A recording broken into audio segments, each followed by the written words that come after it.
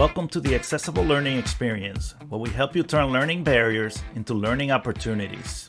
We're so excited to welcome Mark Nichols to the podcast. Mark is the Senior Director of Universal Design and Accessible Technologies at Virginia Tech, and a longtime friend of the AEM Center and CAST.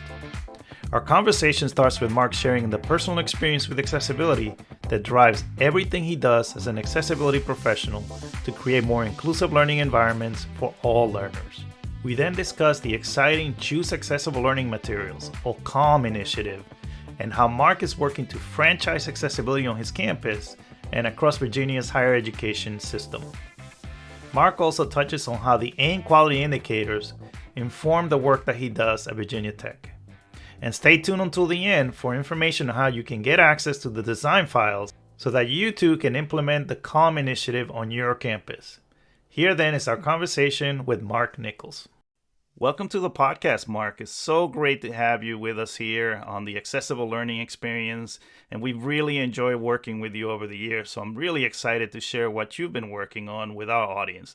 So let's go ahead and get started by sharing what inspires your work as an accessibility professional, and I know you've been in the field for a while, so I'm interested in knowing, what is your accessibility story? What drives your work in this field?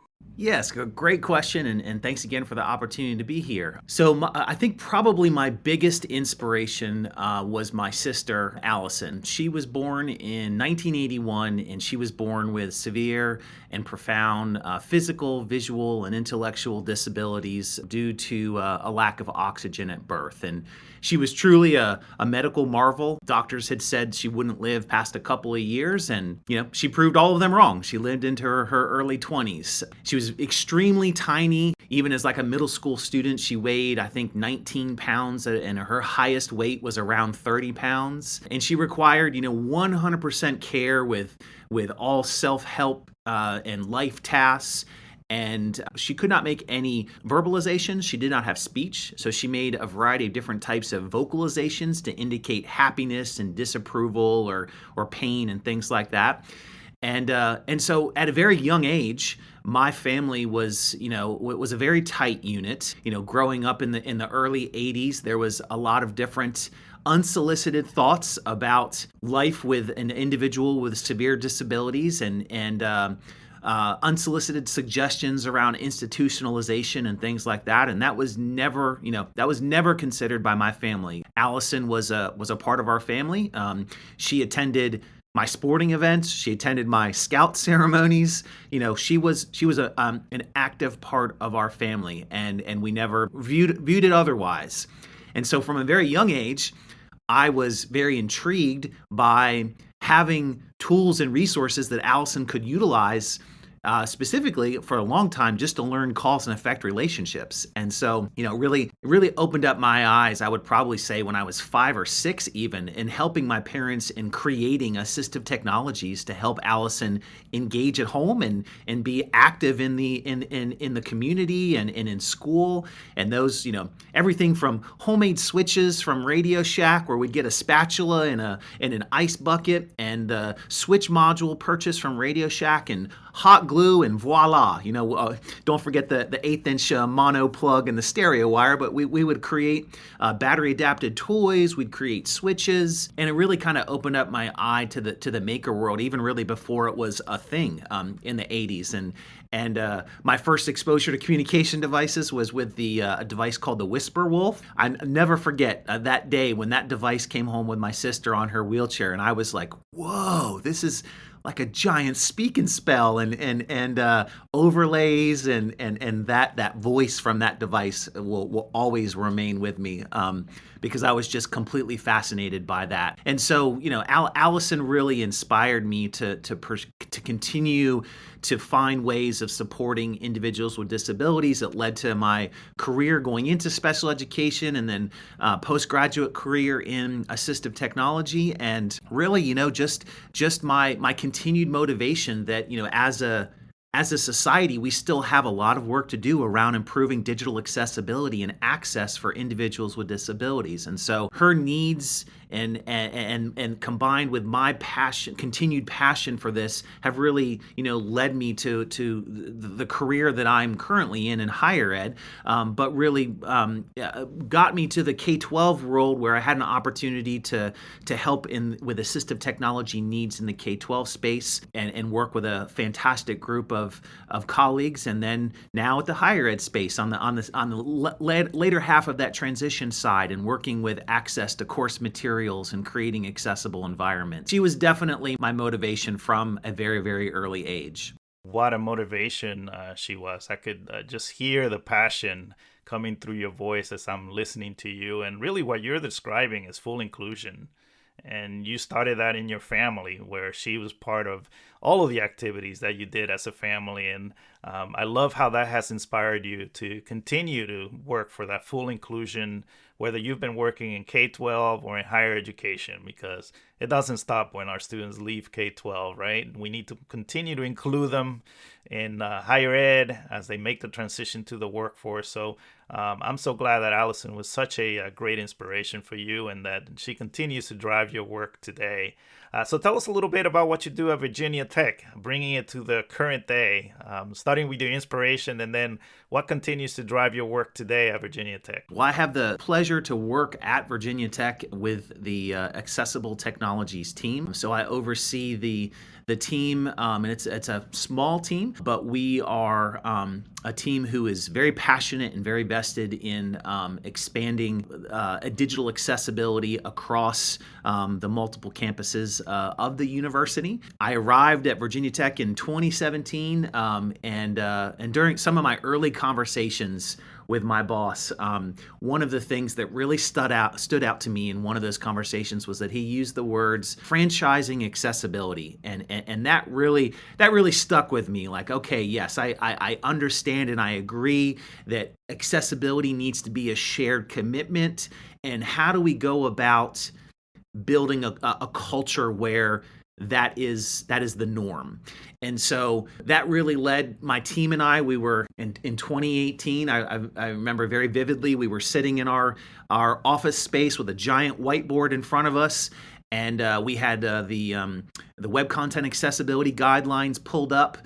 And we were talking about, what were some of the topic areas that faculty were reaching out to us most frequently to get support on, and how can we tie that into WCAG, but on a level that's relatable to faculty. And so that's really where one of our most successful initiatives came about, was from that brainstorm. And that's where the Choose Accessible Learning Materials, or the CALM campaigns were developed. So these were ways of mapping some of the work specifically to WCAG, to the needs of our faculty and staff that had been reaching out for consultative support or asking questions. And these campaigns were a way, they were the bite-sized ways that faculty and staff could join and learn about why and how are those specific topics important and crucial, and understanding that shared responsibility. And our first two campaigns were Keep Calm and Caption On, and Keep Calm and Check Contrast. So captioning and contrast were two areas we frequently were providing professional development on, or outreach on, or consultative support on, or we were seeing some really bad examples across the university in these areas. So we said, you know what? These campaigns are a way for us to deliver this message in a way that doesn't seem overwhelming, that helps to kind of build that capacity, underlying that franchising accessibility, right? To build awareness, understanding. But these campaigns had to provide the professional development. They had to provide the tools and the resources necessary for scaled improvement in these respective topic areas. And so, really was the foundation of helping to establish community and inspire others here at all levels of the university. And that was key, that we were looking at it from a bottom up and a top down approach. And so this campaign model has been, I would say, tremendously successful here at Virginia Tech. And we have poster files that have been developed, and we have sticker files that we made. And honestly, I mean, we never really utilized stickers in the K-12 space, so this was a new concept to me. But oh my gosh, like the power of a sticker.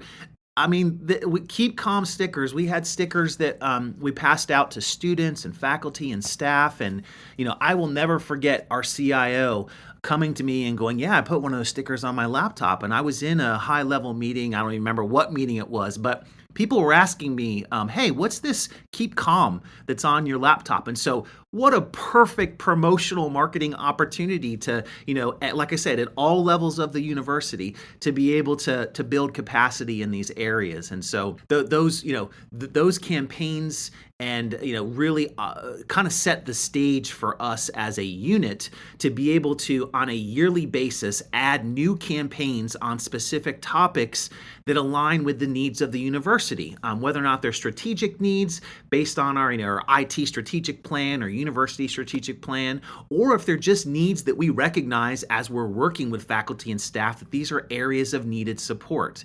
And so I think we're now on our 6th campaign. This year's campaign was Keep Calm and Simplify Slides, because we were seeing an increase right after COVID of slide decks that were sliduments, that had a ton of text on them, or that had text that was really small, or that had, color contrast was off, a variety of different things. So we worked with our accessibility network here at Virginia Tech, and we got their feedback and opinions, and we decided that this year that simplifying slides and using the master template and updating the master template, slide template for the university to be more accessible was the way that we could provide the tools and resources for folks to continue to scale in their respective circles of influence. And so it's been a really fun way of, like I said, keeping the work around digital accessibility manageable. Because if we approach faculty and we say, okay, here's the 25 things you need to do, that approach would not go well. That would have not worked here at Virginia Tech. So keeping it as here's one way, do this, here's the resources, here's the information, build success, and now when you're done with that, hop into this other campaign. We're here to help you on this journey. It's not the destination. It's small incremental improvements in digital accessibility. Yes, legally, we have to meet all of these conditions, but we're building in small increments the capacity so that we as a university have that franchised approach to digital accessibility. Wow, I heard so much that I just love. I love that idea of franchising accessibility, right? That too often it is centralized, and there's one person who's responsible for it, and then that person leaves, that champion leaves, and we haven't created the infrastructure behind it. So you've really thought strategically about building it from the ground up and then from the top down. So I love that idea of franchising. I love the branding.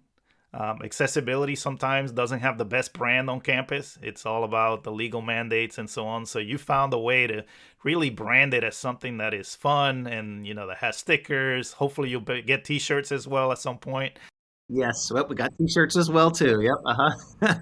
So just thinking about how we brand it, and I also love the incremental approach. Let's take 1 year at a time, and it's really about being strategic, being careful in how you roll things out so that you don't overwhelm people. So there's so much great tips in what you just said, Mark. Anything else you recommend when it comes to rolling this out with faculty or with department heads in terms of, if there's some resistance there, what would you recommend? Good question. I think it's going back to the focus of starting small. Where are the pain points in the course? We are inside of a teaching and learning unit that provides instructional design assistance, that provides technical support with the LMS, with integrations into the LMS, with full campus-wide faculty professional development.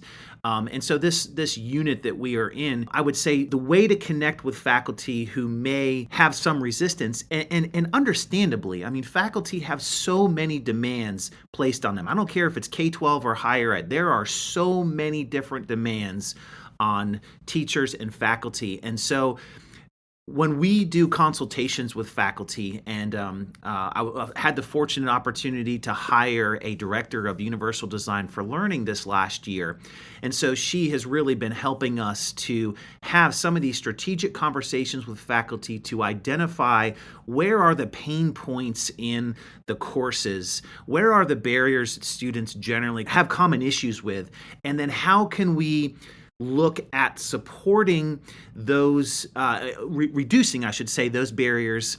Are there ways that the UDL framework or accessible technologies and accessible materials can help with that? And so back to your question, it's starting small. I think too often people perceive accessibility, digital accessibility, as this monstrous, like it's the Mount Everest of the mountain ranges, right? And it doesn't have to be. It can be a rolling hill. You can build success very in incremental stages and celebrate those successes and share those successes. And I think that's a really important part. And I think that's an area here, even at Virginia Tech, that we're constantly trying to improve upon, that we need to recognize these efforts, however small or large that they are, and that, based on the many demands for time, that a faculty member taking the time and effort to improve, let's say, a caption track for recorded content of a Zoom recording of a class video, that should be recognized, whether or not it's in their yearly annual assessment or whether or not it's part of a bigger story that talks about scaled improvement of inclusive media across the campus. And I think, my team and my parent organization has that responsibility to be able to understand and bring awareness to the work that's happening in all across the university. And that's what's so exciting, is that we've got work happening not just in the instructional space, but in all of the units that are responsible for the operations of the university, from HR to university libraries to comms and marketing teams. I mean, it's really neat to see that, and folks are adopting best practices in digital accessibility and hopping on board in incremental stages. And I think that's the approach. And I think this is not. I'm not reinventing anything here. This is. I think Thomas Tobin and Kirsten Bailing have the +1 strategy identified in their book, and I love that approach. Like that was like a amen. When I saw that, I'm like, yes, I 100% agree to that. That strategy has really been a way that our faculty and staff have really connected with. And so taking that approach, even with faculty that are hesitant, managing a lot, start small. And we had that conversation in our consultations, like, okay, well, maybe it's just adding alt text to your images for this course semester. You're going to do that. That's your first thing. And we're going to provide you with the training and resources and tools that you need to do that. And then from there, you reassess and you look at where those barriers are and you look at the student feedback and you figure out where you're going to prioritize some accessibility efforts next. I love it. And shout out to all of those professionals you mentioned, like Thomas Tobin. I've definitely been inspired by that approach as well, of the +1 thinking. And I love that you're giving faculty time to, this is not, you need to master it in a week. We have a whole year, right? So you get to learn about it. You get to go out and implement it over the course of a whole semester or a whole year. And then you get to reflect on it. So I really think you're modeling not just accessibility, but you're modeling universal design for learning, right? Because UDL, it's an iterative process, and you just continue to reflect and improve over time. So I love how you are going about rolling this out. And really bringing more people into the conversation, as you said, addressing those pain points and celebrating their victories and building on those victories. And then we bring them into the conversation. So speaking of sort of coordinating things, right, because you mentioned a number of departments that are involved, I know that you look to the AEM Center's quality indicators for some guidance in the work that you're doing. Can you tell our audience how you've incorporated the quality indicators for the provision of AEM and accessible technologies at Virginia Tech? Yeah, absolutely. The indicators have been I would say a foundation element into a lot of our work that we've done here with accessible technologies. I think we first looked at the indicators back in 2018. It was kind of around the same time that CALM was conceptualized. And so my team is recently, my team and my parent organization were relocated underneath of the provost's office, but we had at the time been under the division of IT. And so our focus with my team is more on universal access and universal accessibility. We have two other teams on campus that we work very closely with. One is the Services for Students with Disabilities team, which provides accommodation level support to students. And then we have an ADA team that provides accommodation level assistance to faculty and staff. So we connected with the Services for Students with Disabilities team. We sat down collectively together and we actually reviewed the indicators, and we looked to identify areas of opportunity for us that we could both as a combined effort look at helping to improve digital accessibility. And those discussions really led us to identifying where we had some gaps as far as being able to provide timely access to accessible educational materials or more robust professional development structures. And so many of our current projects, initiatives have all sort of stemmed from that initial review of the indicators and looking at areas of improvement. And I would probably say one of our biggest areas that we've significantly enhanced since 2018 would be we're looking at indicator 4 in providing comprehensive learning opportunities. And so that not only the CALM campaign helps support that, but we also developed a grant program, an accessibility professional certification grant program, to again, all under the premise of franchising accessibility, to build capacity across the university, both instructional and non-instructional faculty and staff. And we leveraged the International Association of Accessibility certification programs, both the CPAC, the Certified Professional Accessibility Core Competency, which is a mouthful, and the WAS, the Web Accessibility Specialist. And we used these certifications as the foundation to develop a cohort that folks from Virginia Tech, and we've actually extended this cohort to other universities and colleges across the Commonwealth of Virginia, that would participate in a 11 to 15 week, depending on the cohort that meets on a weekly basis.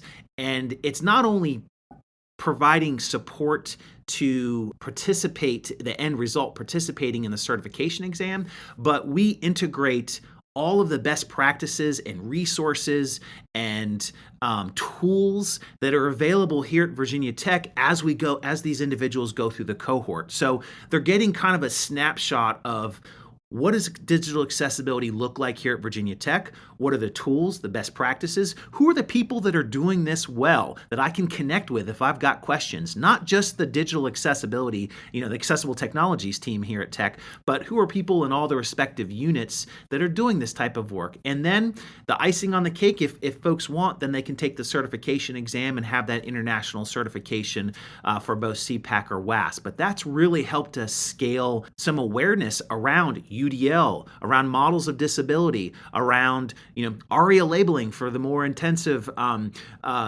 developers and designers here on campus. And it's really been a fantastic journey with these programs. I think we've had over 125 folks participate in our CPAC program, and the WAS program is, I think, north of I want to say around 25 folks that have participated in that. But it's been a really great way of, again, working to build that community, that shared understanding and responsibility. And now, we've got folks that reach out to these individuals across the university. They're not just coming to us, which is great. They come to us when they get the really difficult ones, and we, of course, provide assistance with those. But again, it's becoming the digital accessibility is becoming common in the daily work of many individuals across campus. I love what I'm hearing and how you've used the quality indicators, right? So there's 7 quality indicators, And I'm sure you've reviewed them all and then focus on this is the one that's going to have the biggest impact at our university or our university system. And I love how you're using that fourth quality indicator to really build capacity and scale, because that's the name of the game. Is it can't stay in your department, right? You have to bring additional people into the fold. And I love that those exams that you mentioned, I've taken them, and I know that even if you don't take the exam, just preparing for it is going to make you a better professional. You're going to learn things that you may not see on an everyday basis, but in preparing for that, you'll be better able to answer, all kinds of questions that come your way. So now people can look not just to you or your department, but they have other people in the system that are able to provide support. And that's a great story because that's the goal. I think you're reaching your goal of franchising accessibility with the help of the quality indicators, and specifically quality indicator 4. So I encourage everybody to check out those quality indicators. They're on the AIM Center website under the Coordinate tab. And there are also critical components that take the quality indicators and translate them into the specific language of higher education. So definitely encourage everyone, and we'll post a link to the quality indicators and the critical components in our show notes. So speaking of all this great work that you're doing at Virginia Tech, which I love to hear about, I'm sure there's some resources that you're really proud about. Are there any that you'd be able to share with our audience that we could post to the show notes that would help them as well learn more about accessibility and how to implement it on their campuses?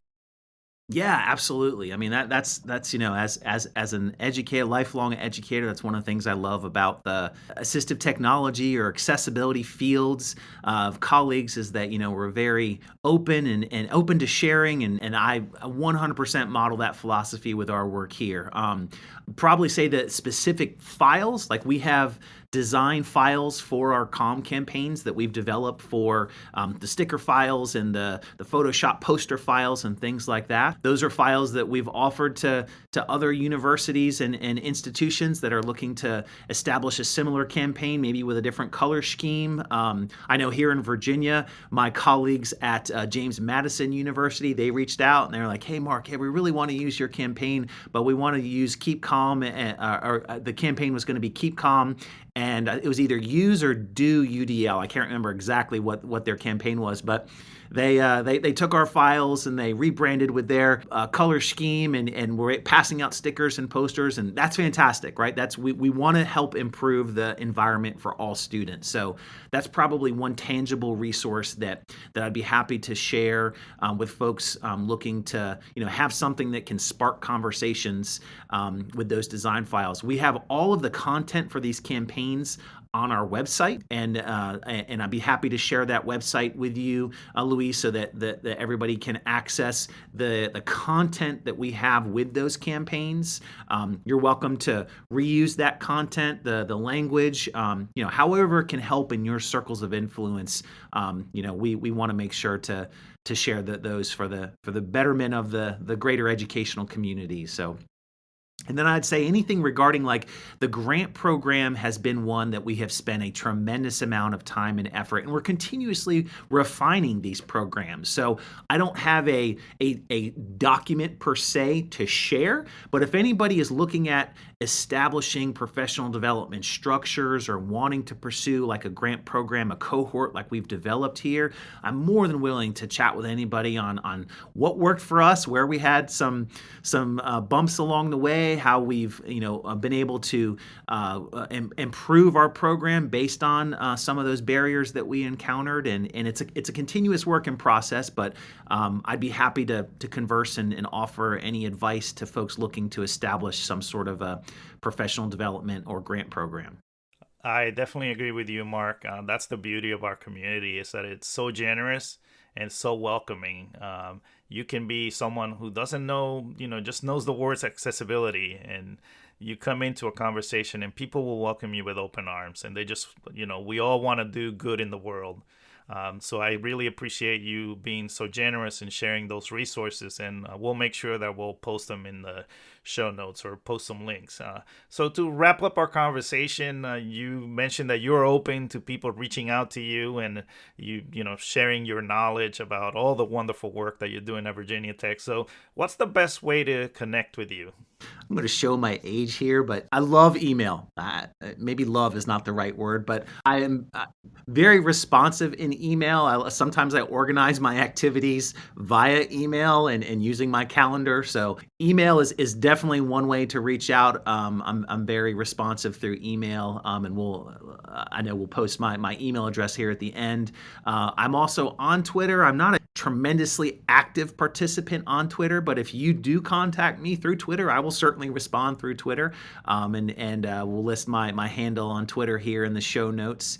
And then our main website for Accessible Technologies, it does offer a variety of information around some of the other projects and initiatives that we have currently here at Virginia Tech. So if there's, you could contact me through the contact section of our Accessible Technologies website, and we can connect there. Awesome. Well, you heard it here. You were able to connect with Mark and kind of follow their work at Virginia Tech, learn from it, take some of their generously shared resources, and then create similar initiatives that have that ripple effect. And I think that's what you've been talking about with us on this episode, is you started small, and then you started having these ripple effects across campus and then across the system. So, and we started this conversation with the passion that brought you into this work, right? The personal connection, and that passion has really driven systemic change at Virginia Tech through your work, and we're just happy to be able to support it through the use of the quality indicator. So we appreciate the opportunity to work with you in that sense. So thank you so much, Mark. I really appreciated having you here. And I know I'm inspired by the work that you're doing, and I'm sure our audience is as well once they learn more about it. Well, thank you very much for the opportunity to be here. It was absolutely my pleasure, and I look forward to connecting with your audience if they have questions or comments, or if you do take these ideas. I love to hear about ways that other people are improving digital accessibility. So let's connect in one of the ways that we've shared for connecting with me, because I'd love to learn more about what the work that you're doing in your areas of influence. Thanks for tuning in to this episode of the Accessible Learning Experience, brought to you by the National Center on Accessible Educational Materials at CAST. You can find us on the web at aem.cast.org. There you'll find show notes with links to all of the resources mentioned on each episode. Thanks again for listening, and remember, accessibility is everyone's responsibility.